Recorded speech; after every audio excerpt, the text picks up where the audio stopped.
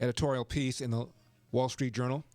Coronavirus good news. Science and medical trial and error are keeping more patients alive. Quote, new study finds that the novel coronavirus has become less lethal over the past months. While there's no evidence that mutations are making the virus less deadly, treatments have improved enormously as scientists have learned more. Doctors have observed that the coronavirus case fatality rate seems to have decreased considerably since the early days of the pandemic, but a pre-publication study from the Italian universities and local public health authorities comparing the case fatality rates in two precincts during March and April is the first to show this might very well be true, that these cases have decreased considerably. After adjusting for age and comorbidities, the study found the overall death rate declined by some 40% from March to April. This tracks with Dr. Mark Siegel, Fox News correspondent doctor, has said. This comes from Dr. Maria von Kerkhoff, who is the head of emerging diseases at the World Health Organization. And the point she's making is not that there isn't asymptomatic people with COVID-19, but that they're much less likely to spread it than those who are coughing and sneezing and sick. And that fits with what we know about basic public health. But I'll tell you why that's really important here. It's obvious that social distancing, and I'm a big believer in that, is necessary to keep people from coughing on you, right? But the whole idea about lockdowns, everybody sheltering in place, came from the idea of asymptomatic carriers. They're out there. They're going to spread it to you. So what the World Health Organization has done is they've looked around many countries and have found by tracing people who had it that it wasn't the asymptomatic people that have most likely spread it. It's the coughers and the sneezers. We also have evidence of it here now in the United States. I'm going to give you evidence I talked about last week. We've had these protests for about a week now, and most times COVID-19 spreads within the first week, most times. Well, let me tell you, we still have a flat curve here in the United States. Tucker, on June 6th, we had 23,000 cases. So the reason for the stay-at-home order is that people who aren't even showing symptoms can spread it.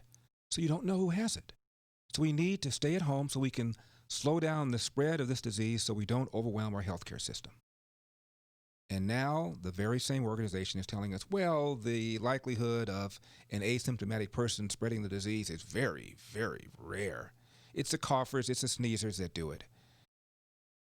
And for that reason, we have shut down our economy. 100,000 businesses, small businesses, gone, never to return.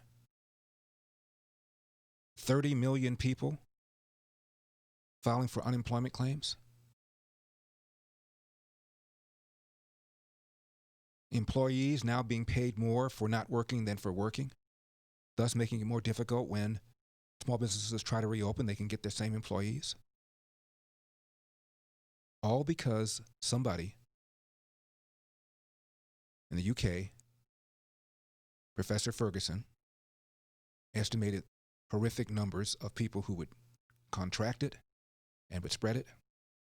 And he himself violated his own stay-at-home order by sneaking out to see his mistress. He has since resigned. His numbers have been thoroughly discredited. We are now at 112,000 Americans who have died because of the coronavirus. I will repeat, if you adjust it for population, the virus in 1968, the so-called Hong Kong flu virus, killed 150 Americans. So we're still under that. And we did not shut down the economy in 1968, 69. We did not have stay-at-home orders.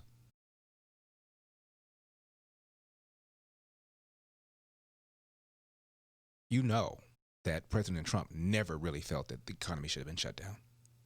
He got overwhelmed. This is one of the many instances in which he should not have listened to the experts. They were consistently wrong.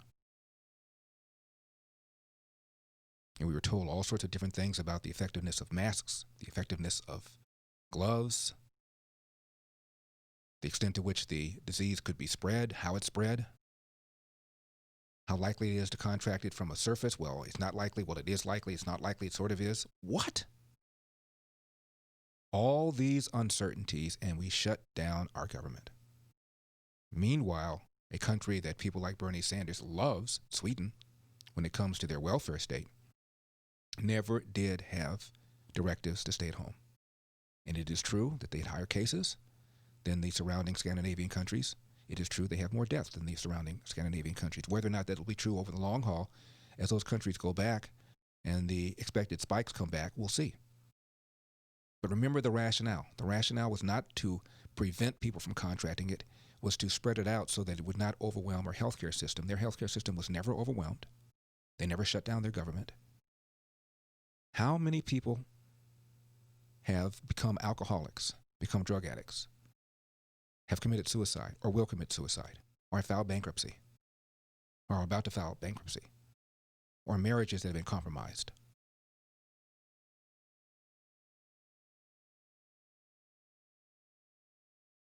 Meanwhile, the World Health Organization is now telling us, well, you know, we said about asymptomatic people being able to spread the virus. Well, it just doesn't happen that often. It's very, very rare. And when that statement hit the airways, the very person that said it said, well, I didn't really mean that you can never get it. I said it's rare. Maybe it's less rare than the first time I said that it was rare, but it's more rare than you think it might be. But it's like, what? Even Bernie Sanders says he does not agree with the plan to abolish the police department. Now, when Bernie Sanders is a voice of reason, that's when you know the apocalypse is near. City Council president is aspiring to have a police-free society.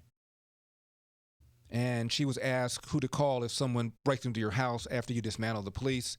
And I'll have that answer for you. Also,